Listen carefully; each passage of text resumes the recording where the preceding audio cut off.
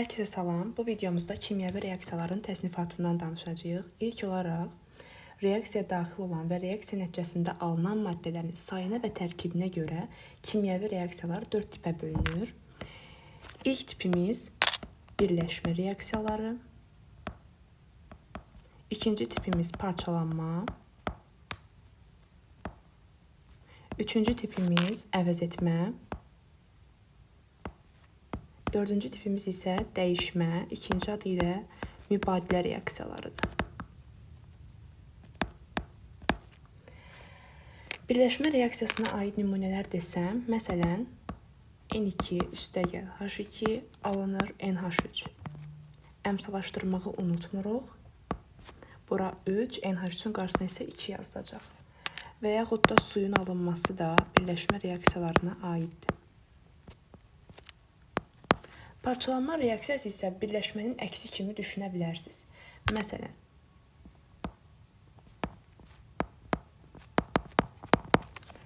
bu birləşmə versiyası idi, bu da parçalanma versiyası oldu. Əvəzetmə reaksiyasında isə şərtimiz odur ki, bir bəsit, bir mürəkkəb reaksiyaya girsin, alınsın bir bəsit, bir mürəkkəb. Məsələn, əvəzetməyə aid bir nümunə yazsam, bu şəkildə ferium + kuprum xlor 2 alınır, kuprum + ferium xlor 2.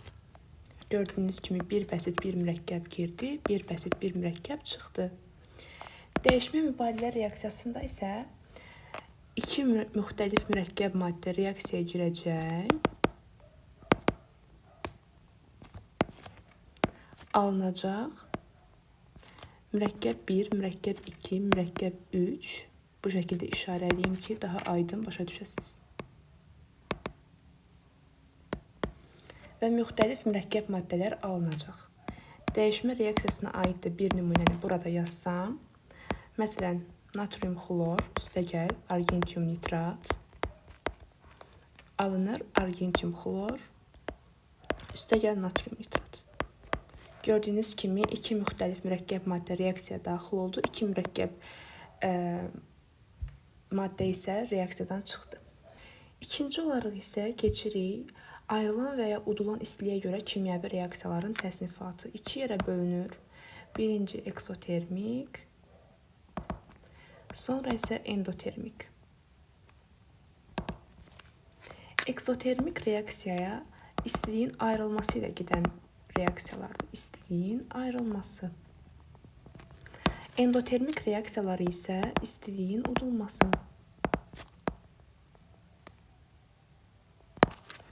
Sizə bir ipucu verim. Bunu necə fərqləndirək? İmtahanda bu sözlər bir-birinə çox oxşuyur. Necə yadda saxlayaq? İstiliyin udulması. Udulma sözündə D hərfi var və endotermik sözündə də D hərfi var. Bu uyğunluqdan istifadə edərək yadda saxlaya bilərsiniz. Yerdə qalan da ayrılma olacaq. O da eksotermik reaksiyaya aiddir. Və eksotermik reaksiyaların sonuna müsbət Q yazılır. Amma endotermik reaksiyaların sonuna isə mənfi Q yazılacaq.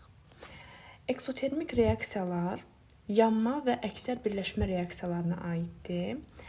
Məsələn,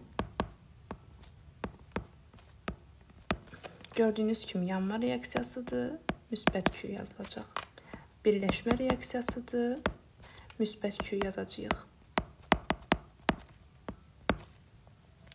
Amma azotun oksigenlə reaksiyası istisna olaraq bildirilir ki, bu reaksiya endotermik reaksiyadır. Bura bir nida qoyuram. N2 + O2 alınır 2NO. Yanma reaksiyası kimi görsənir.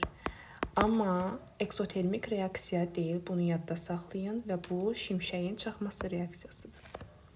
Bu reaksiya istisna olaraq bildirilir ki, eksotermik reaksiya kimi görünür, amma endotermik reaksiyadır.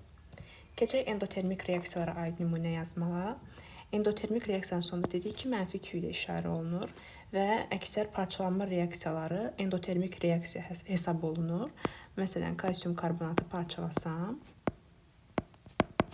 bu zaman reaksiya sonuna mənfi Q yazılacaq, çünki endotermik reaksiyadır. Və yaxud da buradakı yazdığım reaksiyanı parçalasam, -Q yazılacaq. Amma burada da istisna var. Bu reaksiyanın parçalanması eksotermik reaksiya hesab olunacaq. Yəni 2NO parçalanır. N2 üstəgəl O2-yə yazılacaq müsbət Q. Bunu da istisna olaraq yadda saxlamalısınız. Və qəbul imtahanında tez-tez qarşımıza çıxan sual tiplərindən danışmaq istəyirəm. Ən çox düşən bizə əmələ gəlmə istiliyi,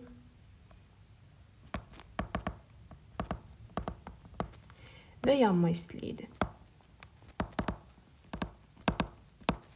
Əmələ gəlmə istiliyi Q, E.G kimi işarə olunur. Yanma istiliyi isə Q, Y kimi işarə olunacaq. Əmələ gəlmə istiliyinin tərifini desək, 1 mol mürəkkəb maddənin bəsit maddələrdən əmələ gəlməsi zamanı ayrılan və yaxud da udulan istiliyə əmələ gəlmə istiliyi deyilir. Vahidi isə kilocol bölünsün moldur. Yanma istiliyinin tərifinə gəlsək, hər hansı maddənin 1 molunun tam yanması zamanı ayrılan istiliyə yanma istiliyi deyilir. Təbii ki, onun da vahidi kilocol bölünsün moldur. Əmələ gəlmə istiliyinə aid, gəlin hesablanmasına aid daha doğrusu bir nümunə deyim. Məsələn, qaz halındadır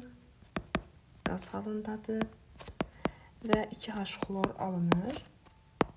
Bizim istilik effektimiz 185 kilojol verilib. Bu istilik effekti də burada işarə olunan. Biz əmələ gəlmə istiliyini tapmaq üçün Q əmələ gəlmə, yalnız əmələ gələn maddəyə baxacağıq. Əmələ gələn maddəmiz H xlordur. Əmsalında 2 yazılıbsa, biz tapdığımız, daha doğrusu yazdığımız bu 185 kilojolu böləcəyik 2-yə. Alınacaq 92,5 kilojol bölünsün mol. Bu əmələ gəlmə istiliyinə aid bir nümunə. Yanma istiliyinə aid bir nümunə desəm, məsələn, bir üzvi maddəni yandıraq.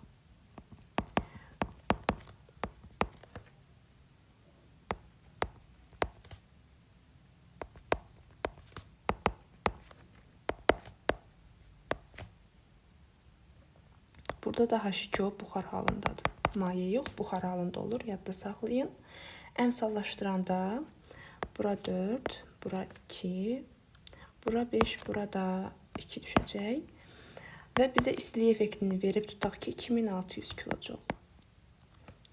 Biz yanma istiliyini tapmaq üçün Q yanma bərabər olur. Biz yanan maddəyə baxmalıyıq. Oksigenlə bəzi uşaqlar qarışdırır. Oksigenə baxmırıq. Ümumiyyətlə, yanan maddəyə baxırıq. Bu maddələri tamamilə gözünüzdən çıxarın. 2600-ü böləcəyi yanan maddənin əmsalına. Bu qədər sadə. Son olaraq isə gəlirik reaksiyaya daxil olan və alınan maddələrin aqreqat halına görə növlərinə. Aqreqat halına görə reaksiyalarımız homogen və heterogen olurlar. Homogen reaksiyalarımız o deməkdir ki, reaksiyaya daxil olan və alınan maddələr eyni aqreqat halındadırlar. Məsəl üçün, qaz və qaz, maye və yaxud da maye məhlul. Belə reaksiyalara homogen reaksiyalar deyilir. Məsələn, H2 qaz halındadır, xlor 2 qaz halındadır və alınan H xlor da qaz halındadır. Növbəti isə gələk heterogen reaksiyalara. Heterogen reaksiyalarımız isə necə seçirik heterogen reaksiyaları? Ən azı biri bərk aqreqat halında olmalıdır. Bərk qaz, bərk maye, bərk. Məsəl üçün, karbon bərk halda, O2 qaz halında alınır CO2. Kalium bərk halda, H2O maye halda, məsəl üçün, alınır kalium OH. Bu reaksiyalara deyilir heterogen reaksiyalar. Videomuz bu qədər idi. Ümid edirəm bəyəndiniz. Maksimum dərəcədə qısa və sürətli versiyada anlatmağa çalışdım. Fikirlərinizi kommentdə bildirməyi unutmayın. Növbəti videolarda görüşənədək sağ olun.